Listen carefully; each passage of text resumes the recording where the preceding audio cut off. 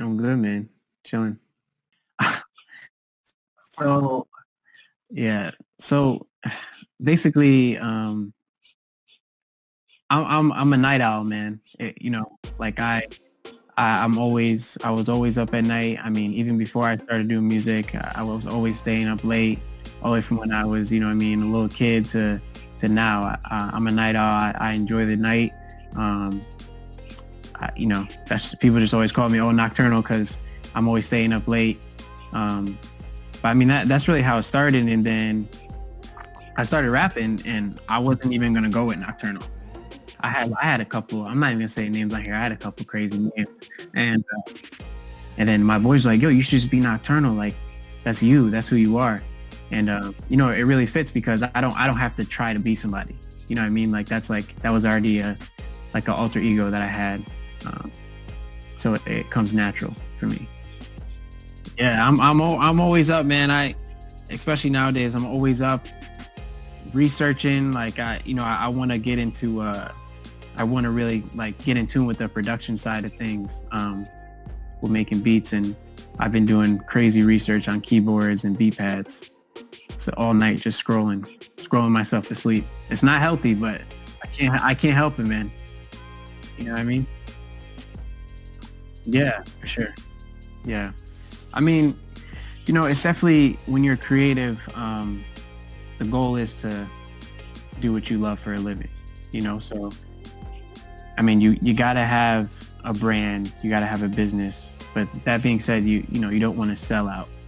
You know what I mean? Like you want to stay true to your craft. You want to love what you do. You want to back up what you do. You don't just want to do it for the dollar. So I try to find that fine line of, okay, I got to give this to my fans, but I also got to monetize it. You know what I mean? To a certain degree, especially, in the phase of on the come up now. But yeah, man, it's definitely a grind. Yeah. Yeah. Oh man. So I'll take you back to where it all started. I started writing poetry in elementary school. But I mean, I was an athlete, so it wasn't the most like praised. Oh, Nocturnal's out here writing poetry. So I was actually embarrassed about it, but I had this teacher, Mrs. Camera. Shout out to Miss Camera. I haven't talked to her in years, but if I saw her, I'd give her a giant hug. She was my favorite teacher of all time. She would say, "Hey, you should just enter the competitions, blah blah blah." But they were deep. They were therapeutic. So it would stick. You know what I mean? She's like, "What's going on?" But it was therapeutic, and she made me enter poetry contests, and I would write anonymous, and I would win a ton of them, and it became like therapeutic for me. And then, I started freestyling, and I wasn't freestyling about like, getting women, and that's just, and with all due respect, I listen to that when I'm on my own, I'm bumping in the car, but for me, this music is therapy. So I just write my life experiences, man. And like, for the people out there that don't have a voice, for the people out there that don't have the talent to write down how they feel, or put it over music. I want my music to be their outlet. You know what I mean? So I mean, yeah, but it's definitely a creative process. I definitely hear a beat, and when I hear the beat, this is gonna sound weird, but I usually see colors, and then I go from there. However that beat makes me feel is when I'm writing. I'm never going in like, oh, I need to find a beat where I can talk about this. You know what I mean? Like I hear the beat and I go from there, however it makes me feel. Yeah. Yeah. So it's not even, yeah, for sure. I mean, it's not even like, it's not necessarily the drums, like the sample in the beat or the strings is what makes me see colors. Drums never make me see colors. So all my mixtapes I put out, all my artwork, it's based off like the vision of the colors I get from certain samples and stuff like that. But yeah, I've definitely heard some beats and it brought me somewhere that I didn't even think I would write a song about, for sure. Which is, to me, that's the beauty of creating and making music, because I always wonder like where is that coming from? Like that artistic creativity that I didn't consciously say, oh, I'm gonna go in here and do this. It just naturally.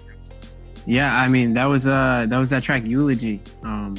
It was actually featuring Pseudo Black, the dude I rap with on my team. Yeah, I mean he's the one who actually showed me that beat. I was like a diehard Logic fan, and he likes Logic, but he was never like a diehard Logic fan. And he was like, "Yo, we should get on this beat. Like, I love this beat." And I was like, "Bro, this is Logic, man. This is one of his best songs he ever made. Like, let's do it." And we wrote it on the spot, and we just recorded it. I mean, unfortunately, we wrote it. We were inspired because his friend just got murdered. So his verse is real deep, but that song definitely is a classic in our eyes. That remix to me and Pseudo, for sure. Yeah, for sure, man. I mean, us creatives and artists out here, like especially in the phase of on the come up, you gotta support one another. There's too much negativity out here, people hating on people trying to do what they're trying to do. You know what I mean? You got to really encourage and inspire other people that have like minds. I'm real big on that, for sure. So I appreciate you recognizing that, man. Thank you. Seriously. Yeah. That seems like a trend nowadays, man. I hate, it's a negative topic, but all these rappers passing away, everyone's like, oh, da da da. They try to praise them and post their mixtapes, and I didn't see that, when they were here. You know what I mean? So you gotta definitely give people their flowers when they're here, for sure. Nah, man. No, man. That's all part of it, man. You look at the greatest artists in the world. They push the boundaries. You know what I mean? They push the boundaries, for sure. Yeah. My top like that I get inspiration from. I'm definitely a huge fan of Kurt Cobain. That's why I always have the Team Cobain, Young Cobain, that Cobain persona. With him, it wasn't necessarily the sonics of music, because we're in different genres. It was what he stood for. He basically had zero fear of criticism. He didn't care about what people thought. He just was in his own zone, and he was creating magic. You know what I mean? And if you look into his story, I mean, he was different, man. He cut off the world and just started creating and writing songs over and over, and then eventually, they blew up to be Nirvana. For sure, Kurt Cobain. Eminem, when it comes to his vulnerability and telling his life story and telling the uncensored version, like he literally just gives it to you how it is. Eminem for sure, but for him, rhyme structures, technicality things, I mean, he's really like a legend to me. My favorite rapper and probably biggest influence is Tupac. When it comes to the poetic aspect of it, and the grind and wanting to be great and realizing the value of time, like Tupac was in the studio. There's a bunch of stories about him, how he would record a song and everyone was like, oh, let's play it over and over. Let's play it over and over. He's like, no, let's work. Like, let's go. You don't know how much time you have. Those three for sure. And for a modern day artist, J. Cole, like, oh man, like J. Cole, man, like his story, him going to college and chasing his dream and meeting his manager and his team throughout college. I mean, that's how it was with me. I mean, my engineer and another artist on my team, John Smith, he was my college roommate, college teammate. Yeah, dude's a genius. You know what I mean? Like, self-taught engineer, artist. He has a lot to do with what goes on behind the scenes. He's definitely a huge asset. Same thing with Pseudo Black.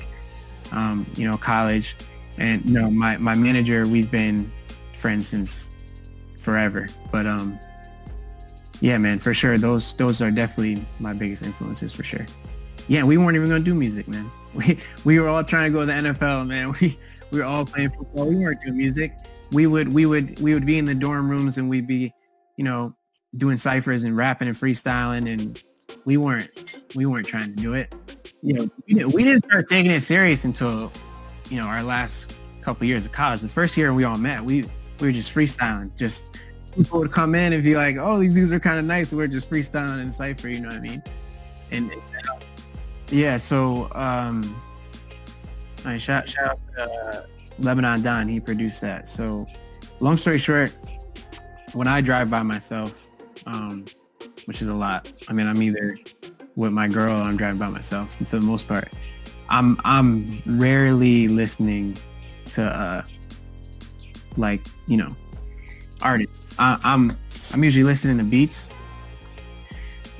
So with that track, I was listening to that beat and that sample was just like catching me.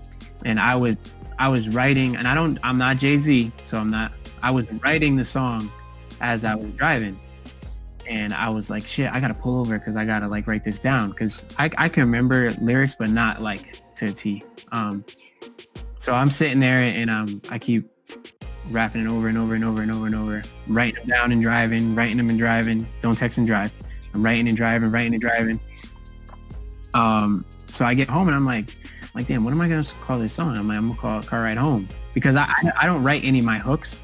So every hook you hear, it's just me going in I go right to the mic and I just do what I feel.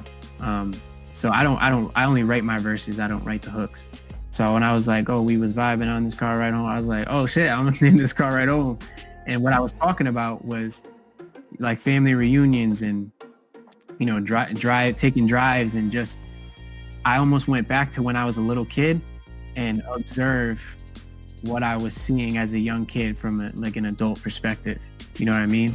Like seeing how I didn't realize certain things when I was young, but now that I'm older, I see what was really going on.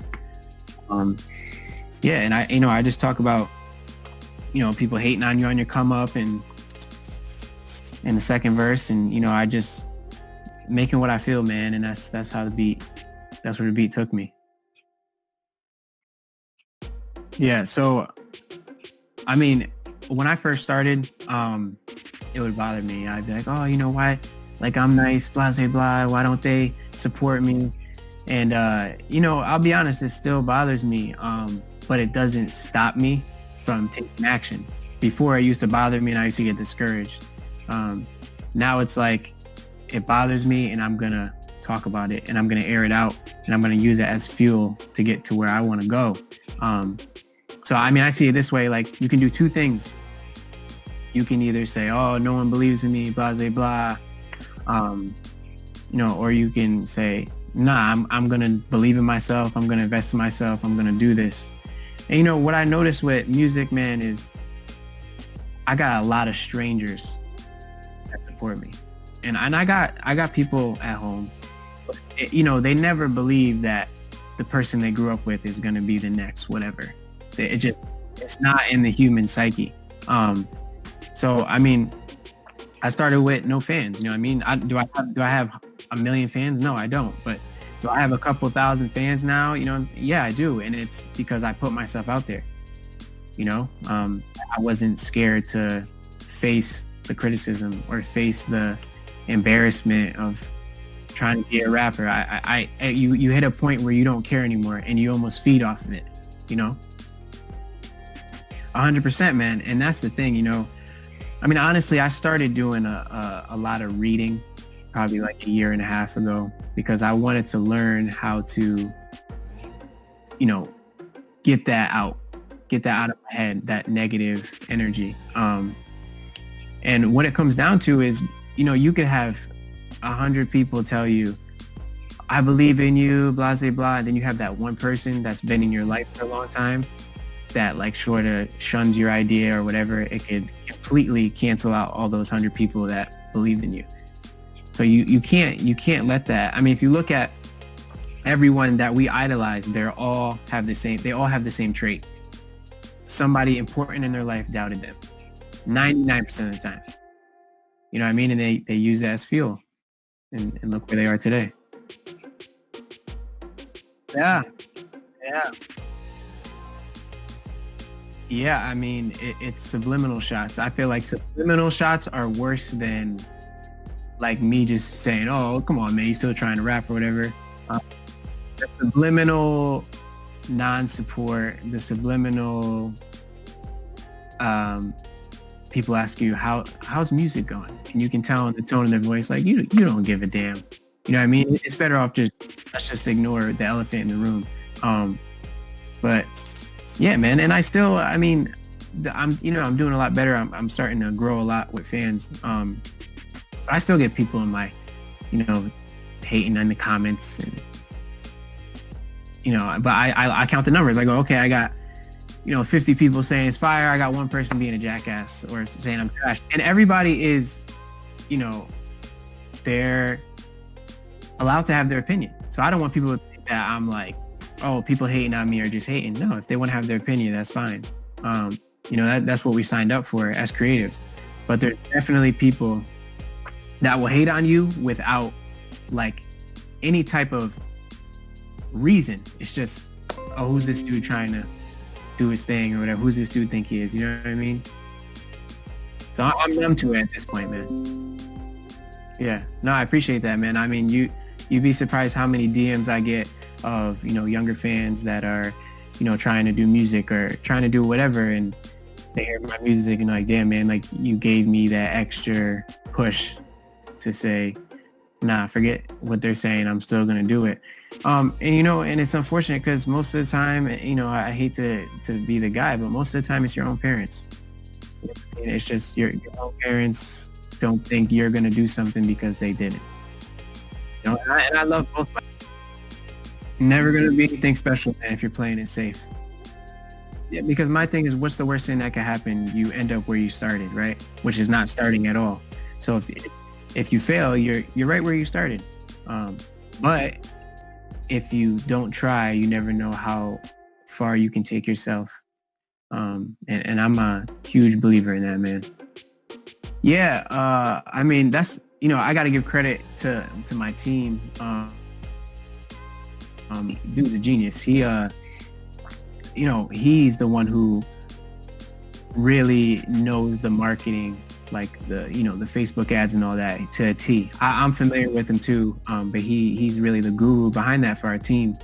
But yeah, for sure, marketing is almost just as important as being talented. In this day and age, I always say to my manager, we have a joke like, oh, we got to get this capital, man, because it's not like I'm going to spit a hot 16 on the corner and Diddy's manager is going to see me. You know what I mean? I got to get myself out there. So yeah, marketing is definitely key. I mean, I'm getting a lot of my fans now. I have this ad running where, I introduce myself and just take a humble approach and just have them DM me. And I literally, it's me texting them. You know what I mean? Like I'm texting every fan, and just getting to know them and just being a human. So yeah, marketing is key. And, a thing about marketing is you got to learn how to market, but stand out. You can't just be the guy that just markets your link and says like, I'm the next best thing. People automatic. It's setting yourself up for hate. You gotta be unique. Yeah, man. That's what it is, man. People don't understand the tools, but like I said, that's 3 years of trial and error. That's me and John Smith and Pseudo sitting in the room thinking we got the next best record. We drop it on SoundCloud. The shit gets 50 plays. We're like, you know what I mean? Now it becomes research desperation where you're looking for I'm just as good as this person. How come I'm not getting these views? And you do the research, but yeah, man, it's all organic views, man. I'm not, that's why you can see right in the comments, I came from the Facebook ad, or, you know what I mean? I'm trying to, you need bodies at the end of the day, to sell tickets. Man, iPhone is one and two most selling things in the world, and they run ads. So I don't see them saying that the PS4 or iPhone. They're just hate. Yeah. I mean, there's as much as, people, whatever they want to say about, the new genre hip hop, there's still people out there doing their thing, and they're big artists. Dudes like the whole Dreamville crew is, for J. Cole's team, is unreal. So all you gotta do is go on YouTube, type in Dreamville. Yeah. JID, he's a younger artist. He's the newest one to get signed. He's real talented. Loot. But yeah, I mean, Russ is, I don't know if you're a Russ, but people hate on Russ and I don't know what they're hating on. I have his book in my living room. I wish I could shout out his book, for people to read it. The dude is talented. He produces, he does all his stuff on his own, but he's like a inspiration, man. He's like, if you ever read self-help books, you can really watch his interviews. He really inspires people and he's knowledgeable about it. He's not just blabbing off, he's backing it up because he's doing the thing. But yeah, Russ for sure. I'm trying to think, man. I'm drawing a blank, but there's people out there doing their thing for sure. Oh, and I'll shout out one more. And so I don't know if you ever heard of Nick Grant, but Nick Grant is he is like literally the most underground talented artist that is signed to a mainstream label. He signed to T.I., he signed to Hustle Gang. I met Nick Grant at a show in Connecticut at Toads. And I was like, I'm at the show. There's like nobody there. But I'm there. I love hip hop. So I'm there. I'm vibing. And this dude gets up there and he's rapping. He's like Nas. I'm like, yo, this dude is like, I'm literally looking around. I'm like, does anybody hear what's going on? Like, this dude he sounds like Andre 3000, but he has like a Nas flow. And I'm telling my boy, I'm like, yo, I gotta go meet this dude. And I went and met him and we've DM'd back and forth a couple of times. We've talked on Twitter. Dude is super talented. He needs to just get it with the right team. He's super talented though. Yeah, so I mean, this is gonna sound kind of cliche here, but I learned as an artist probably a year ago that every mistake, if you keep progressing, counts, and it needs to happen. Because if I were to put out Holding On to Hope or A Car Ride Home when I had no idea about marketing, it would have went to a waste. So I put out, those songs that I put out on SoundCloud, and it got no traction at first, you know what I mean? And it got no traction. I said, okay, how are we going to get this to get traction? So I had to go through all those trials and tribulations, man. It's almost better to make mistakes on your own than have somebody hold your hand. And if you look at some of these artists that make it in the industry, the people that get their hands held, they don't last long because they don't understand the industry. So, but yeah, man, I listen to old songs. I'm like, damn, I don't like my delivery, or, you know what I mean? Me and my engineer go back and forth like, damn, man, why we let this go out? We should have fixed this part of the mix. It's a rabbit hole as an artist, but it's a business, man. It's a cap, country here. It's a business that, they take advantage of people and they keep it moving. It's unfortunate, but that's how it is. Yeah, so I got a small EP coming. It's a 4-track EP. I got a mixtape that is completely done. I'm just waiting on the right timing to drop it, but it will be soon. Within the next month, 2 months, it's coming. So I got a lot of content coming for sure. Videos. I have a video that's coming that this one is different and it's gonna hit people hard. It's gonna hit home. And that's done. We're gonna put that out soon. But yeah, man, for advice, anybody watching this, if you're trying to do something in life, I don't care what it is. If you're trying to be a singer or a janitor, whatever makes you get up in the morning, you can't care what people think. If it makes you happy and it's a positive thing, you're not killing yourself. You gotta go out there and do what gives you to be the best version of you. And that's like what, like I have my whole Team Cobain fan group. We have our little small fan group on Facebook. It's like 800 something people right now, but it's growing. But we're real close. We're like, I always try to encourage them to just be themselves, don't become a product of your environment. Be yourself.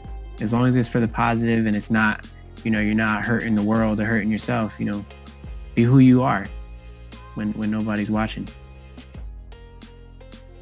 Uh, so 5 months from now, I will be in California. I will be in LA for sure.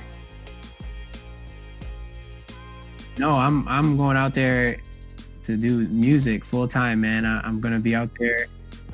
My engineer and one of my producers is already out there, uh, and they're out there grinding. We're probably gonna have to, till things blow up. We're probably gonna have to, side hustle, have some jobs, and make ends meet. But I'm going out there for music. So 5 months from now, I definitely see myself in LA, um, and yeah, and 3 years from now, damn. Um,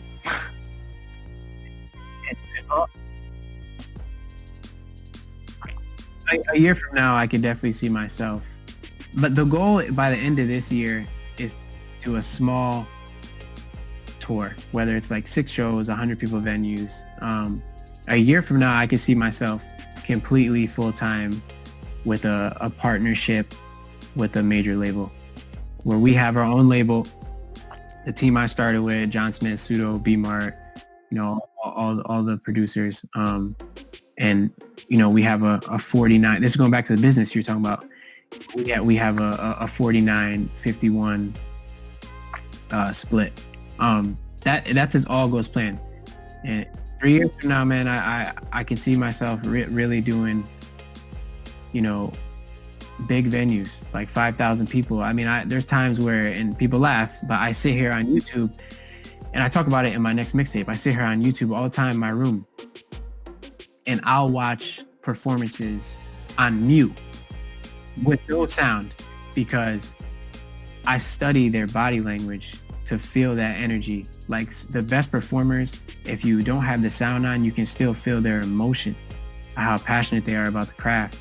And I try to always envision that for myself. And that's the plan, man, is to be doing those big venues. And believe it or not, the long-term goal, I do want to write psychological thrillers and horror films. So that's like, yeah, that's what I really want to do. I study the game, man, and I don't encourage anybody to do this, but it's an unhealthy amount on how much I study the music game and the greats. It's unreal. Every day I'm watching multiple videos, reading books. Man, I respond to everyone I can. And if anyone reach out to me and they're, respecting what I'm doing, man, I'm just a regular dude, man, who can rap. That's it, No, my fans are everything, man. Every single fan. I had a conversation with a fan right before this interview, and she was like, "Are you nervous?" I was like, "No, I'm just talking." But I'm not gonna say her name, you know what I mean? But she has been going hard and putting people onto my music, and I just thank them, because artists don't realize, without real fans or your fans, excuse my language, man, you ain't shit, man. It's just the truth. And you look at these people who are, the Drakes, the J. Coles, the Kendricks, the people we idolize here. They got, Logic's fan base is nuts. They got, yeah, they got diehard fans. A funny story before we get off, just to end on a note. Me and my girlfriend, I've been to 3 Logic concerts, but we went to Logic's concert at Foxwoods, and it was actually for her birthday. And we're sitting there, we're watching the show, Logic's doing his thing, and he always does gang related, but he didn't do it that show. So he goes, "All right, that's it, whatever. And everyone's like, "Oh, like, what's going on?" So this is where it gets crazy. So next to us the whole show, there was like a I want to say they were like 12 and 13. It was like a sister and a brother. You could tell their parents were like sitting in the back and they were letting them enjoy themselves. So the little 12-year-old girl looks at me and my girlfriend, and she says, "Don't leave. He's coming back out. Don't leave." So we're like, "What? It's over." People are leaving. all of a sudden he comes out and they go nuts. He starts doing gang related. So I say to the little girl, how'd you know that? She goes, this is our sixth show. We've been to six shows. So like you get fans like that, you got to respect them, man. And those are the type of fans I'm trying to build. I want to give back to the people. Like I just did a merch giveaway. I'm doing another merch giveaway. We hit 1,000 members in my group. So the fans are everything. This is the first of many for us. We're definitely gonna do this again, man. Watch next year this time. We're gonna do this. I'm gonna be in Florida doing the show. And I'm telling you, watch, mark my words, this is being recorded. We're gonna do it in person. We're gonna do a show, man. We're gonna have tens of thousands of people watching it, man. Appreciate it, man. Thank you. This is history, man. Listen, man, I've done one other interview and it was over the phone on SoundCloud, man. This is history, man. I'm telling you. You watch all these old interviews and these people got on them early. Yeah, I appreciate you, man, having me on your platform, man. I'm grateful.